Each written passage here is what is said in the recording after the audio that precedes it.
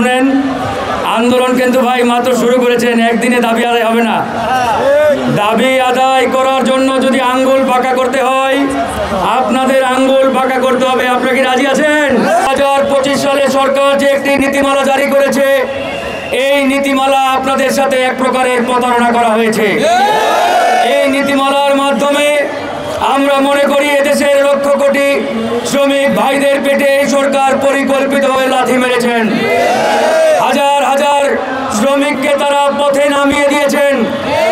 তারই প্রতিবাদে আজকে আপনারা এই কেন্দ্রীয় শহীদ মিনারে ঐক্যবদ্ধ হয়েছেন। আপনাদের যে বেশ কয়েকটি দাবি, এই দাবিগুলো আমি পড়ে দেখলাম, পর্যালোচনা করে দেখলাম। আপনাদের এই প্রত্যেকটি দাবি শতভাগ যৌক্তিক, শতভাগ যৌক্তিক। কিন্তু আমরা অবাক হয়ে লক্ষ্য করি, এই সরকারের উপদেষ্টা থেকে শুরু করে যারা বিভিন্ন বড় বড় চেয়ারে রয়েছে, এরা এই সরকারের নানান সুযোগ সুবিধা নিয়ে ইতিমধ্যে দেশে বিদেশে টাকার পাহাড় করেছে। বন্ধুগণ, আপনারা উপদেষ্টার চেয়ারে বসেছেন, কিন্তু বিগত 15 বছর কোনো আন্দোলন সংগ্রামে আপনাদের কোনো অবদান ছিল না। ফ্যাসিবাদের আমলে একটা ফুলের টোকাও আপনাদের গায়ে লাগে নাই।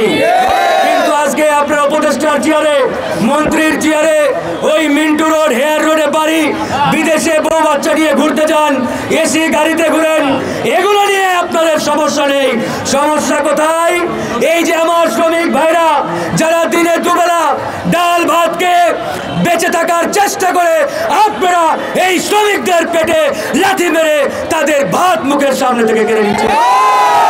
প্রিয় বন্ধুগণ, আজকে এই কথাগুলো বলতে হবে। আমরা আন্দোলন সংগ্রাম করেছি, আমরা জেলে গেছি, রিমান্ডে গেছি, শত শতবার হামলার শিকার হয়েছি। এই কেন্দ্রীয় শহীদ মিনারে আমি ফারুক হাসানকে কুত্তার মতো পিটিয়ে রক্তাক্ত করেছিল খুনি হাসিনার সরকার। এই জায়গাতে আমাকে রক্তাক্ত করে আমার পাট ধরে টেনে এখান থেকে রোড পর্যন্ত নিয়ে গেছিল। আমার কপাল, ডান হাত, বাম হাত, আমার হাঁটু, আমার প্রত্যেকটি জায়গা চামড়া উঠে রক্তাক্ত হয়ে গেছিল 2019 সালে। বন্ধুগণ, আমরা এই কথাগুলো ভুলে যাই নাই। এই আন্দোলন সংগ্রামের ফসল হিসাবে আজকে এই গণঅভ্যুত্থান পরবর্তী সরকারের দায়িত্বে যারা রয়েছেন, আপনাদেরকে আমরা চেয়ারে বসার সুযোগ দিয়েছি, যাতে করে আপনারা আমার দেশের কৃষক, শ্রমিক, মেহনতি মানুষের অধিকার প্রতিষ্ঠা করতে পারেন। কিন্তু আপনারা চেয়ারে বসে বেমালুম ভুলে গিয়েছেন যাদের আন্দোলন সংগ্রামের ফসল হিসাবে আজকে আপনারা সরকার, উপদেষ্টা কিংবা বড় বড় হামলা কামলার চেয়ারে আপনারা বেমালুম ভুলে গিয়েছেন এদেশের কৃষক, শ্রমিক, ছাত্র জনতা আন্দোলন না করলে, জীবন না দিলে আপনারা আজকে সরকারের চেয়ারে বসতে পারতেন না।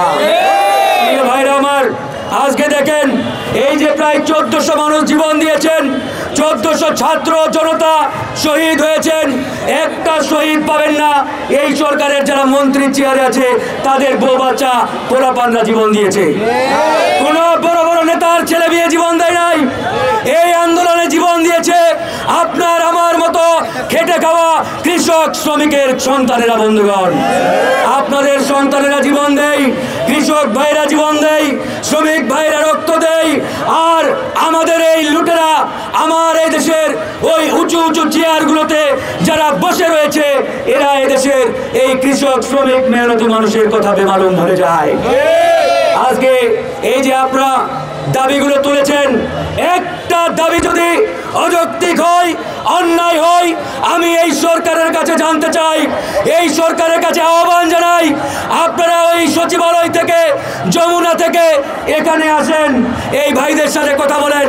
এরা যে দাবিগুলো দিয়েছে, একটা দাবি যদি অযৌক্তিক হয়, বেআইনি হয়, আপনারা দেখান যে আপনাদের এই দাবিটি অযৌক্তিক। আমি মনে করি বাংলাদেশের বিবেকবান কোনো রাজনীতিবিদ, কোনো আমলা, কোনো মানুষ এই দাবিগুলোর সাথে একমত না হয়ে পারবে না। প্রিয় ভাইরা আমার, আমি যে কথা সব সময় বলি, বারবার বলি, এদেশে সোজা আঙ্গুলে কখনোই ঘি উঠে না। যদি ঘি তুলতে চান, আঙ্গুল বাঁকা করতেই হবে। সরকার ইতিমধ্যে আপনাদের রিজিকের উপরে হাত দিয়েছে। আপনাদের যে বেতনের পাশাপাশি সুযোগ সুবিধা এবং ভাতা ছিল সেটা পর্যন্ত তারা এই 25-এর নীতিমালার মাধ্যমে কেড়ে নিয়েছে। আমরা সরকারকে বলতে চাই, আপনারা আজকে যে চেয়ারে বসে রয়েছেন, এই চেয়ার এদেশের লক্ষ কোটি কৃষক, শ্রমিক, মেহনতি মানুষের আন্দোলন, সংগ্রাম কিংবা শ্রমের ফসল। কিন্তু আপনারা এই সরকারের চেয়ারে বসে আমার এই শ্রমিক ভাইদের প্রতি যে জুলুম, যে অমানবিক অন্যায় শুরু করেছেন, এটা আমরা এদেশের একজন রাজনৈতিক কর্মী হিসাবে মেনে নিতে পারি না। আজকে শ্রমিক ভাইরা দাবি তুলেছে, তারা ঘন্টার পরে ঘন্টা কাজ করে, কিন্তু তারা তাদের পারিশ্রমিক পাওয়ার সময় সরকার তাদেরকে সেভাবে মূল্যায়ন করে না। আপনারা ইতিমধ্যে তাদের পুরো মাসের বেতন তো দেন নাই, একই সাথে তারা আগে ঈদের সময় ঈদ বোনাস পেত, তারা বিভিন্ন ধরনের সুযোগ সুবিধা পেত, ভাতা পেত। এই সকল সুযোগ সুবিধা, বেতন, ভাতা আপনারা কিভাবে তাদের কাছ থেকে কেড়ে নিলেন, আমরা এই সরকারের কাছে এটি জানতে চাই। সরকার এই 25-এর নীতিমালা করার সময় কৃষক, শ্রমিক দূরে থাক, যারা এই পেশার সাথে জড়িত এই শ্রমিক ভাই এবং শ্রমিক ভাইদের যে বিভিন্ন সংগঠন রয়েছে, এই সংগঠনগুলোর সাথেও তারা বিন্দু পরিমাণ আলোচনা করে নাই। কোন ধরনের আলোচনা ছাড়া সরকার এ ধরনের সিদ্ধান্ত নিতে পারে কিনা আমরা এই সরকারের কাছে এই প্রশ্নগুলো রাখতে চাই। আজকে সরকারের অর্থ উপদেষ্টা মাঝে মাঝে বলার চেষ্টা করে সরকারের নাকি টাকা নেই, সরকারের রাজকোষে বরাদ্দের অভাব, এই টাকার অভাবে শ্রমিকদের পেটে লাথি মেরে তাদের সুযোগ সুবিধা তারা কেড়ে নিয়েছে।